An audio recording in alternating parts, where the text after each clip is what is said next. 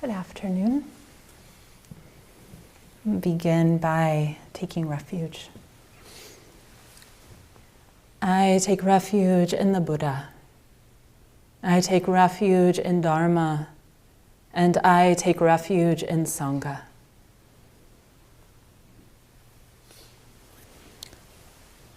I want to talk today about freedom in life and death. But first, let's return to the charnel ground. We've been in the charnel ground all week. 7 wise sisters planned a spring journey.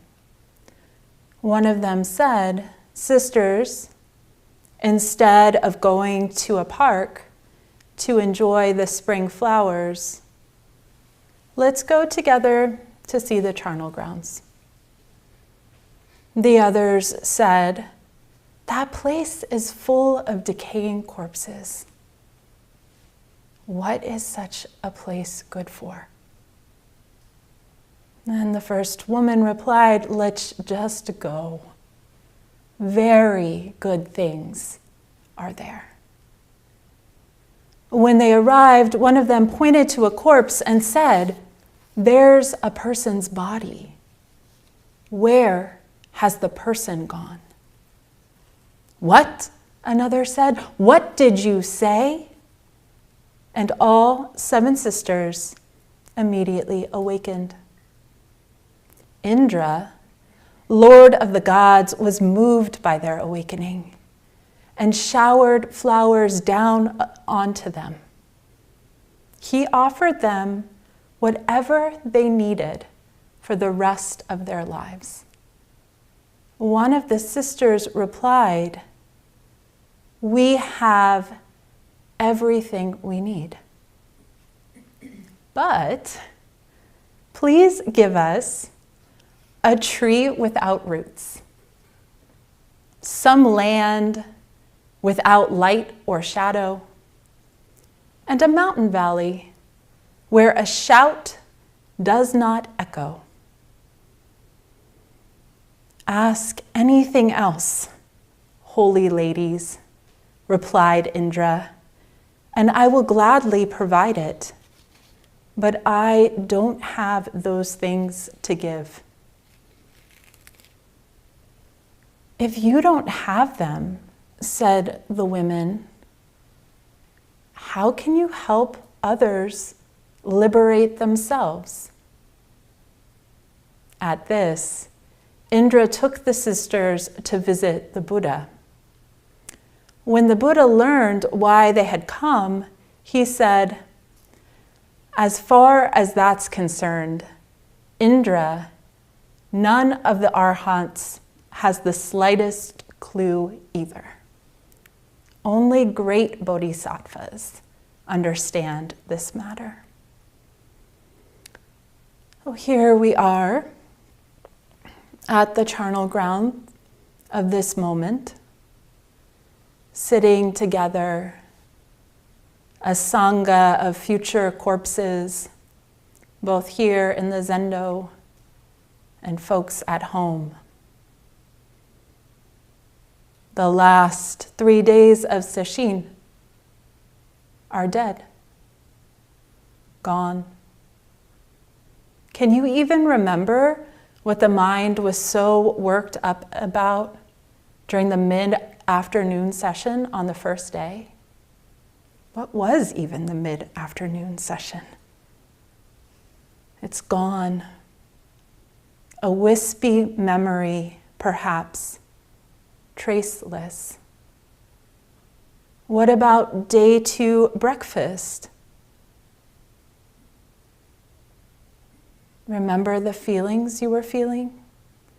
The sensations in the feet, the sounds of chewing, let alone all the tastes. Dead, fleeting, vanishing. Even our memories of these things, fleeting, inchoate, appearing and slipping away simultaneously. The Buddha said a moment before his passing, all compounded things are subject to vanishing. In this sesshin, we've been exploring what are compounded things.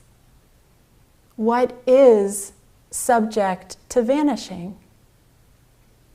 Thoughts, feelings, sensations in the body, memories, vanish.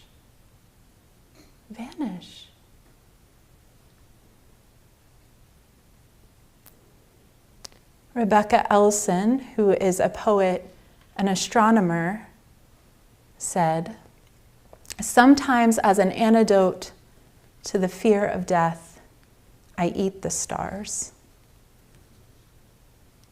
Sometimes as an antidote or remedy to the fear of death, I look out at all of us future corpses and peer into our deaths, each one so utterly precious and unique.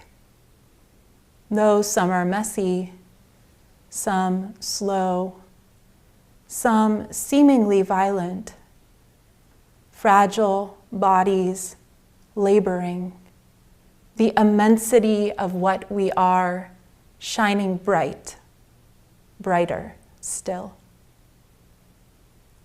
Other times, I see a room full of skeletons, bodies reduced to their still and silent parts, bone deep in a cosmic joke, no longer able to laugh.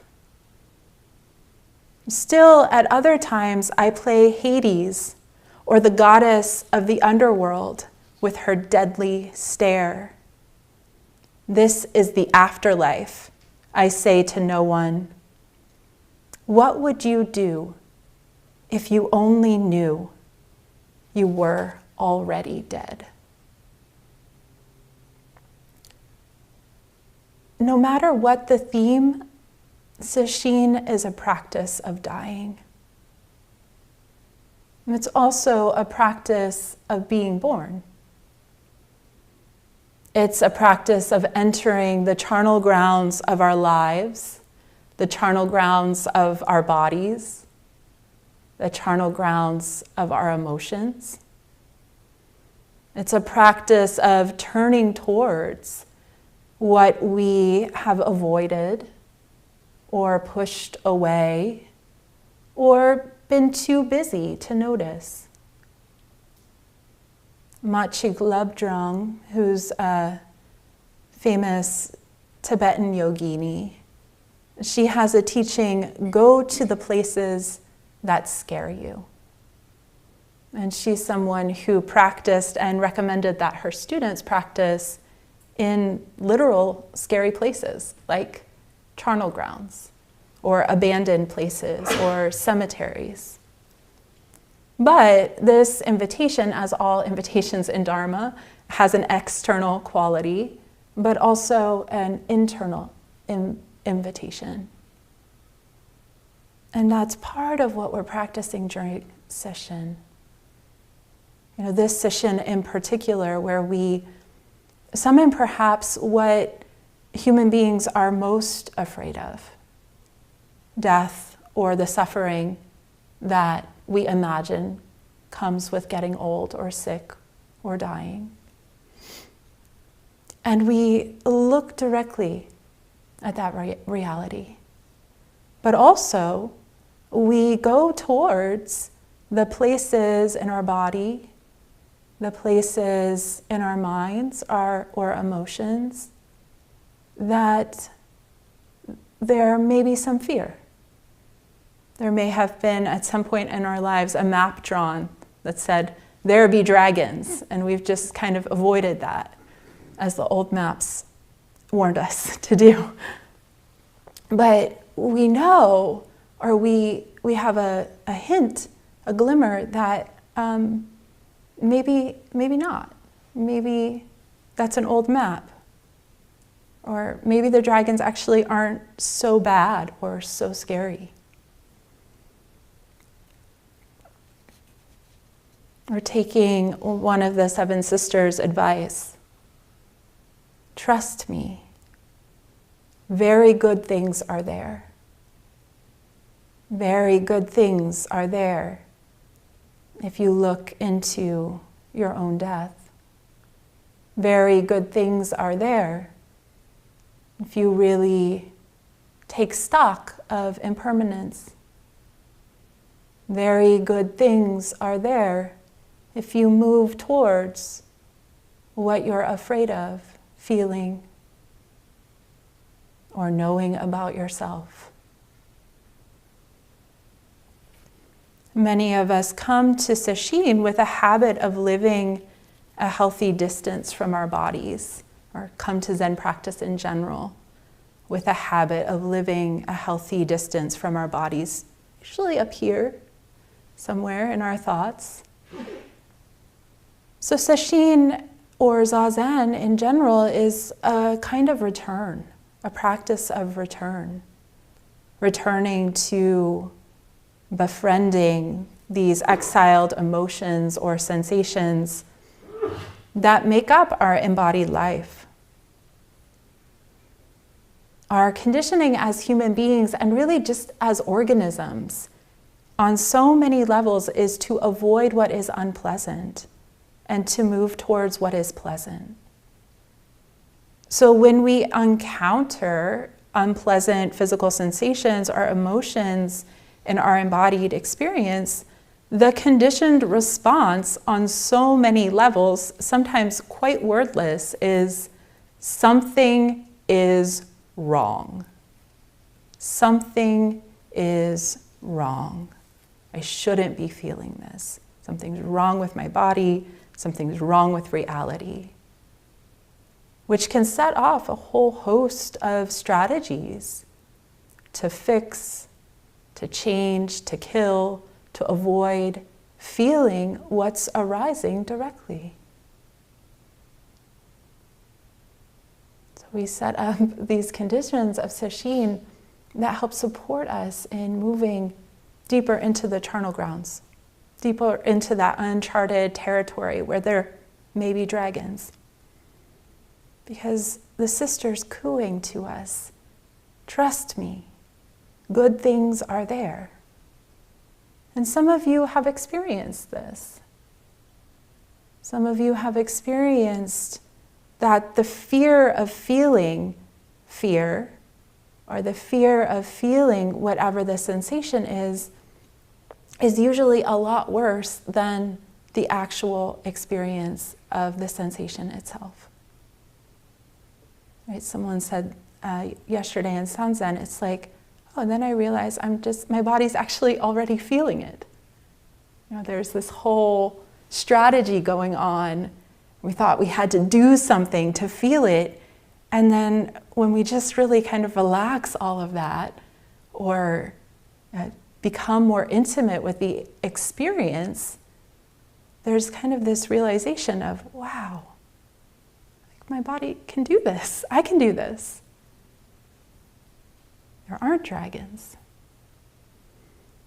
Another way this is said is the way out is through. It's been said in more graphic terms in the Zen tradition. When asked how to escape cold and heat, Master Dongshan replied, when hot, let the heat kill you. When cold, let the cold kill you. We face death in many forms during Sesshin.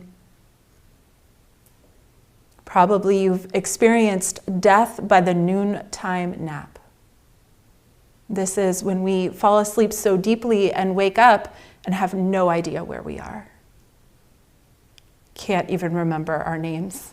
For a moment, perhaps, I've woken people from the noontime nap as Shuso. It can be scary for the person on the other side, too. You are in Sesshin. You signed up.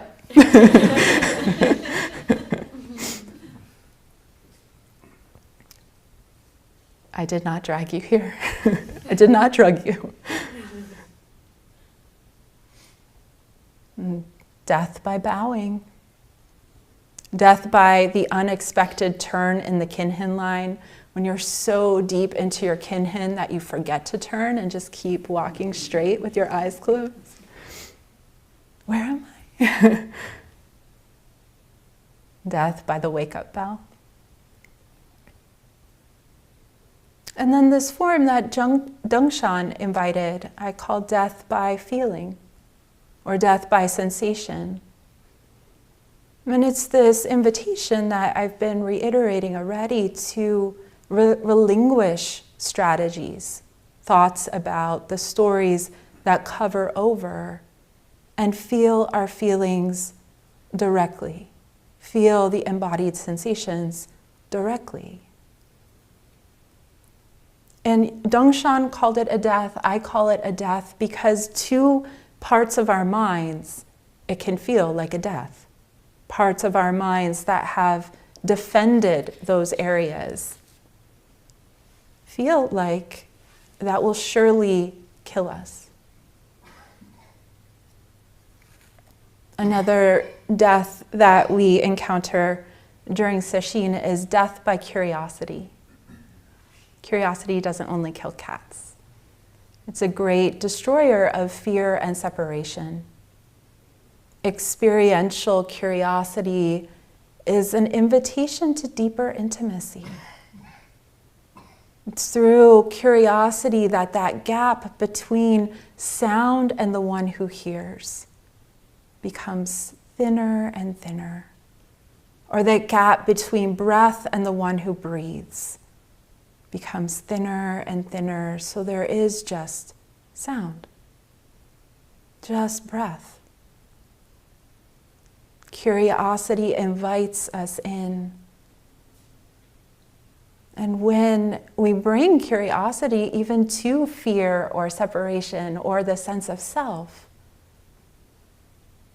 we're a little closer. What is that actual experience?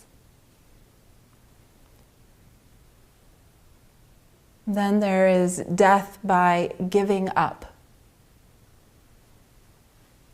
Sometimes we think that the only way to feel something or to concentrate or to get through Sesshin is to effort, to strain, to bore into the breath, to bore into sound, to feel that sensation 155% with everything I've got and my knuckles are turning white. And it can be skillful in times in practice, this kind of determination, to exercise our will, to know that we can direct our attention. And then usually at this stage of Sesshin, there's an invitation to recalibrate how we are engaging with effort, to ease up, to give up the fight to make something happen or attain some fleeting state of concentration that our minds, someone in there, the one who's keeping track of how good our samadhi is, thinks is good, better than these other states we could be having if we gave up effort or eased up. It can be telling when we ease up and maybe there are more thoughts or sensations that are unpleasant and the mind says, my meditation is ruined. All these things I don't like are back. The gift of easing up is to really see that we aren't our thoughts or those sensations. They're fleeting. They're vanishing, as the Buddha said. They're the compounded aspects of experience. And when we ease up, we also can taste a freedom that isn't dependent on a state of mind. At this stage of Sesshin, our effort, especially when it comes from control, can really get in the way of a deeper intimacy, a deeper freedom.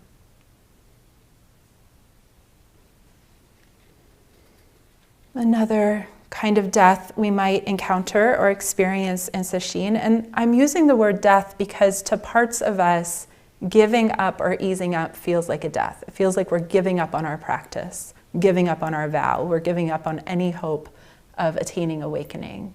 Because the parts of us that like to be in control think they know what we need to do.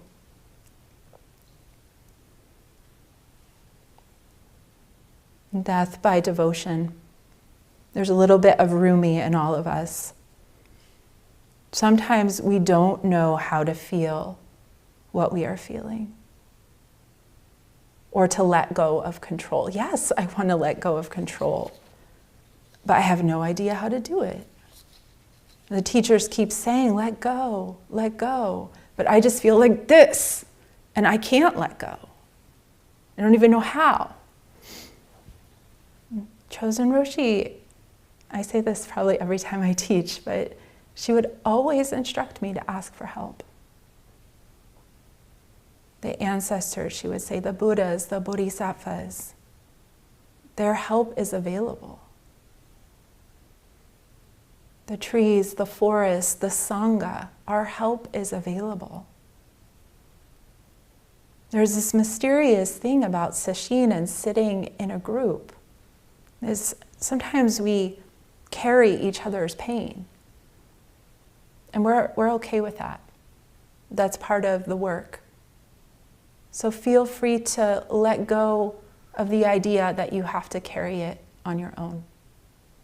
And let us hold some of that for you. Because it's a lot easier to let go of someone else's pain. Offer it up. Offer up whatever you think you can't feel. Offer it to the group, offer it to the Buddha, offer it to the sky. Pray for help. Chant Jizo's mantra. Invent your own song of openness and letting go. All of these turning towards asking for help can help us surrender a little bit more. Can we ask for help without an expectation that it look a particular way?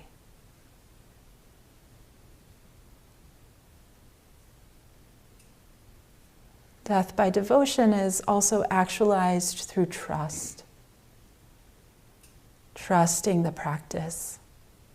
Don't know what to do, come back to the simple practice of feeling your breath, or feeling your seat, or hearing the sounds in the room. Keep it simple. That's the Zazen that has been taught for ages. The Buddha practiced breath practice his entire life.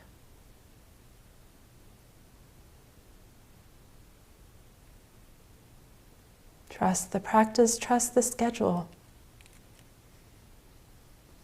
Just keep showing up for yourself, for the community. If it's hard to show up for yourself, show up for us. We need you. We need your practice.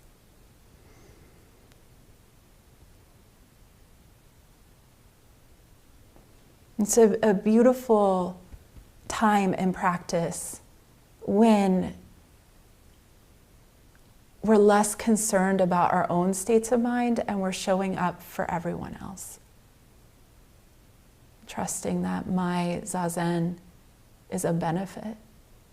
Your Zazen is a benefit. No matter what is happening in your mind, no matter how distracted a part of you is saying you are, because we're all so dropped in at this point. It's so still in this endo. So even if there is some surface mind chatter or something is kind of erupting in your heart and it's hard to be with, this is the territory of Sesshin. This is the charnel ground we walked into together. There are some spring flowers too. I see them on the trees. Another death that we encounter during Sesshin is death by impermanence. So we've been inviting you to notice change. It's interesting and makes sense when someone's dying that their last teaching is on impermanence, but that is the Buddha's last teaching to us. All compounded things vanish. Must be pretty important. So we've been inviting you to notice change, to feel and experience your life more fully. Our bodies are impermanent. And that's not just the truth that they will get sick, and they will age, and they will die, giving life to something new, but also radically so. Dogen Zenji famously said that a single day is composed of 6,400,099,980 moments. A snap of the fingers, that was 65,000 moments. That was 65,000 births and deaths. Jomon has been inviting us to notice birth and death. One way I practice with that is, like, can I even feel the previous moment? Like, okay, here is the sound of my voice. You could try it with sound. You know, once you hear the sound, it's already gone. We can't hold on to anything. The verse of the Diamond Sutra at noon is, if you try to hold on to a single word, you stumble, and then the people next to you can't find their place. That's part of why we're chanting that chant. But it's true with body sensations too. It's true with all compounded things. And we can know that very intimately, and it's quite interesting. We cannot feel even a millisecond, even a nen of the previous moment. Yet this moment is full. It's full.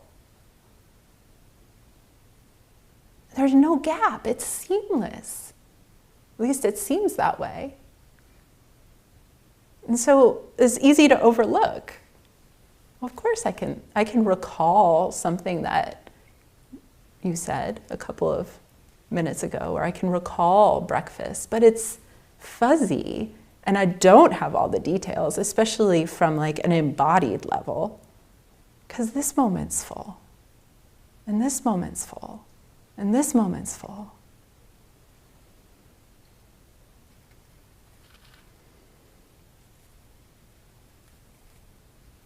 Notice impermanence.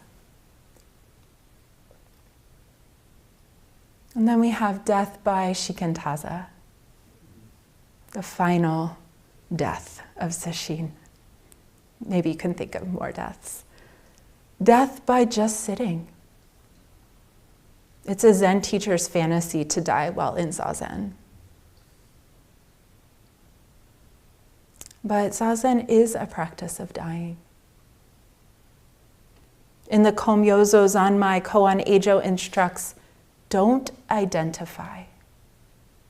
This is a key to shikantaza. This is a key to Zazen. Don't identify. Stably, calmly practice shikantaza, just sitting. Hongzhi, another teacher, a close cousin of our lineage, says non-interference is a matter of oneness. As our awareness deepens and we are able to notice moment-to-moment impermanence, as we're really able to observe experience the changing nature of experience, who is aware of change? Who is aware of the changing sensations of breath? Who is aware of thought when you're thinking? Who is aware of this constant performance of life and death? And what happens if you rest into that awareness? Simply allowing life and death, change, sensation to happen itself. This awareness, this just sitting, might have something to do with what the 7 sisters requested from Indra after claiming they had everything they need. A rootless tree, an echoless valley, a shadowless field. What remained after you died in the guided meditations? A couple of people in Sanzen really highlighted yesterday, as we were doing the 1 year to live meditation, that it was like they died and there was still Zazen, or life burst forth. What remained after you died in the guided meditation? Where were you 20 years after your death? 100 years after your death? Where were you? 5,000 years after your death?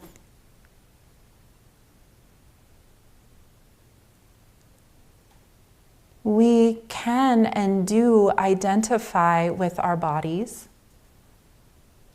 with birth and death. I was born such and such time, I will die. With illness, with impermanence, with stories and thoughts about experience. We're very familiar, actually, with identifying with compounded existence. That's pretty much who we think we are. But what happens when we don't? When we just let be? Don't identify. Just let the tension be. Let the resistance be. Let the tiredness be. Let the sounds be. Let the discomfort be. Let the digestion noises be. Let the mind telling you you are doing it wrong be. Let the weather be. Let the body odor be. Let the insights be. That's hard. Let the lack of insights be. Let the worries about the future be. Let the expectations be. What is left when you stop trying to control experience and just simply sit here with what is? It's hard to do. That's why Shikantaza is an advanced practice. We like to be somebody, even when it's painful. Isn't that interesting? I like to be somebody who's suffering. I like to be somebody who knows what they're doing in meditation. What if we could just let all that be? What remains when thoughts are allowed to liberate themselves? When body sensations are allowed to come and go? When feelings are allowed to come and go?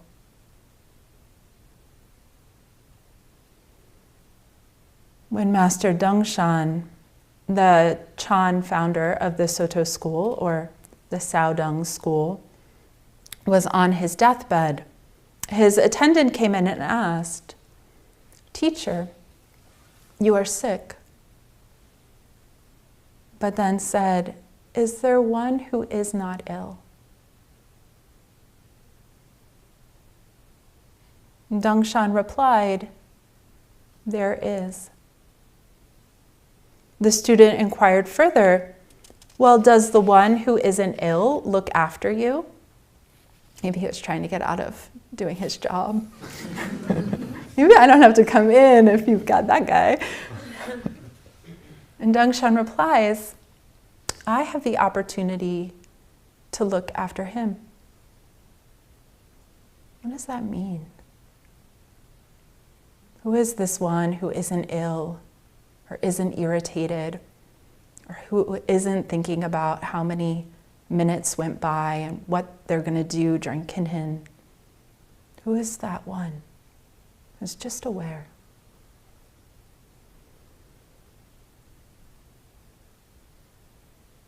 And then Dangshan says, "Well, I have the opportunity to look after that one. To look after the one who is aware." What would that be like? We can do this too. To turn our awareness back and look at the one who is aware, the one who is meditating, the one who's aware of all this change. And the student, a good curious student, asks Dangshan, "Well, how is it to look after this one who's not ill?" And Dangshan replies, "Then I see that he doesn't have any illness. The body is still ill. He is on his deathbed. Yet he's aware of what we sometimes call the deathless. The one who is aware isn't ill. He doesn't have any illness."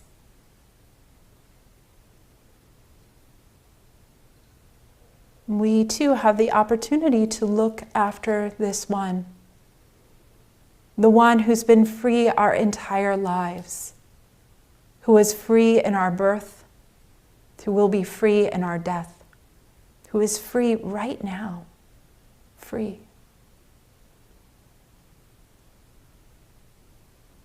Are they looking after you? What happens if you look after them?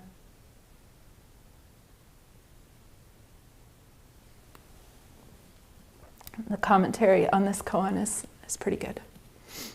I'll read some of that. I appreciate the Zen teachers and the koans because they have a playfulness about birth and death.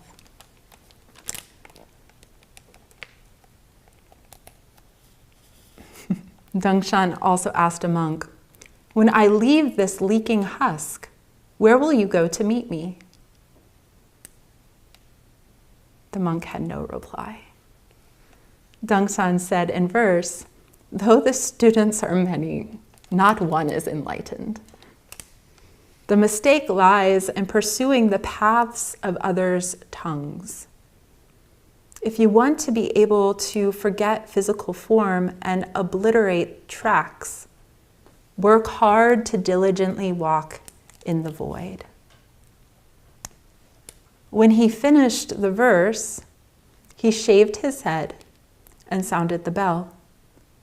Sitting in the hall, he bade farewell to the assembly and died.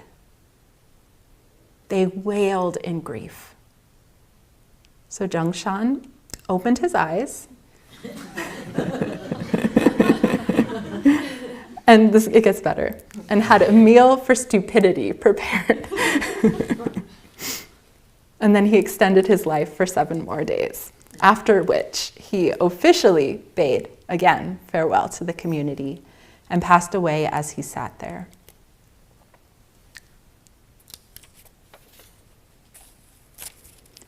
Master Ikkyu said, "I won't die. I won't go anywhere. I'll be here. But don't ask me anything. I won't answer."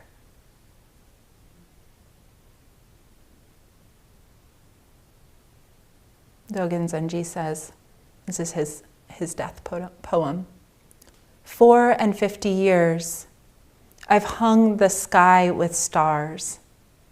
Now I leap through. What shattering.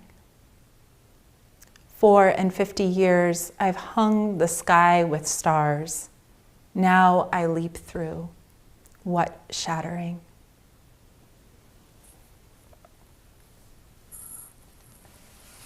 In the Parinirvana Sutta, we have the story of the Buddha's passing.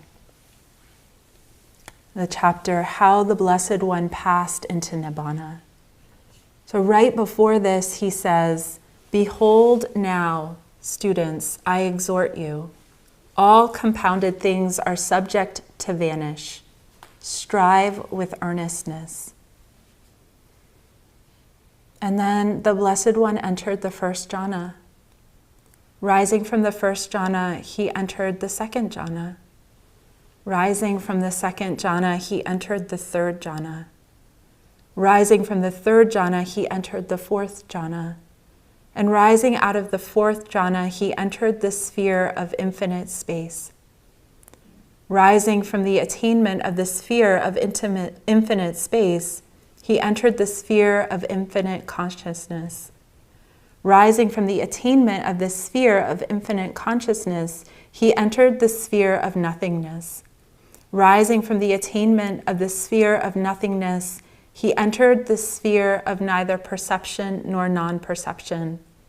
And rising out of the attainment of the sphere of neither perception nor non-perception, he attained the cessation of perception and feeling. And the Venerable Ananda spoke, saying, the Blessed One has passed away. No, friend Ananda, the Blessed One has not passed away. He has entered the state of cessation of perception and feeling. So the Buddha went to his deepest state of meditation, and he went slowly. He went one by one through these different states of concentration, absorption, all the way to the bottom. And Ananda, not knowing that the Buddha was doing that, just perceived the Buddha as having died. And another monk who could see more clearly what the Buddha was doing corrected Ananda and said, no, the Buddha didn't pass away. He's just in the deepest state of jhana or samadhi, the cessation of perception and feeling.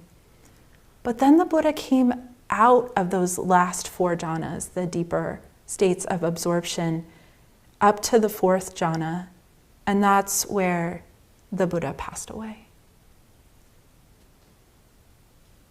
Maybe for meditation nerds, it's a beautiful story. It is to me. I'm like, yes. When Chosen used to read that, she would tell the story of like a whale. And I don't know if this is true. I tried to look it up today and I couldn't find any information, but she would say that some whales, when they know they're going to die, they take the deepest dive, all the way, the deepest dive they can, and then they come up to the surface and die. And some whales apparently float to the surface and some whales sink to the bottom. That's what I learned today. But like it or not, I mean, like whether it's true or not, like that's what the Buddha did. He went into the deepest state of mind he knew, and then he came up, and then he passed. It's just, it touches me. Yeah, like I imagine, okay, here's this man dying of sickness, dysentery, very, very, very ill. And there must have been some just pleasure or joy in diving into the deepest samadhi before passing.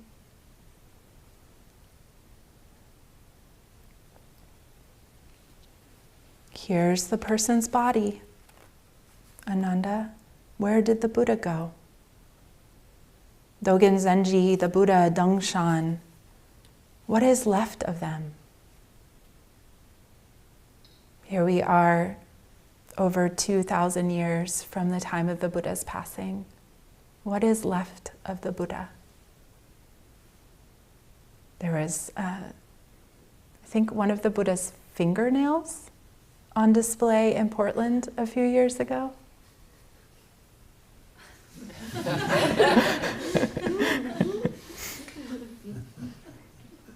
Relics, some relics. We have stories. We have their words. Where have they gone? Are they dead or alive? What about you right now? Are you dead or alive? What about when your body dies? Will you be alive or will you be dead? Do we leave the body or does the body leave us? Do we leave our thoughts and stories or do our thoughts and stories leave us? Totsujos, Tosotsu,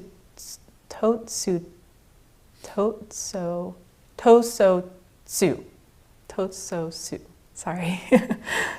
He has 3 barriers. His name is one of them. So that's 4. He says, I'm going to leave you with these. These are very relevant for our sesshin, but they're really relevant for our Zen practice and the practice of being a human. The purpose of going to abandoned grassy places and doing zazen is to search for your self-nature.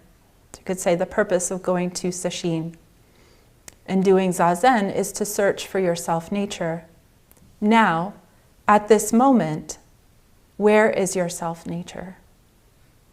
Now, at this moment, where is your self-nature? When you've attained your self-nature, you are free in birth and death. How would you free yourself when the light in your eyes falls for the last time? When you're about to die? When you have attained your self-nature, you are free in birth and death. How would you free yourself when the light in your eyes falls for the last time? When you are free in birth and death, you will have nowhere to go. After your body separates itself into the 4 elements, where will you go? When you are free in birth and death, you will have nowhere to go. After your body separates itself into the 4 elements, where will you go?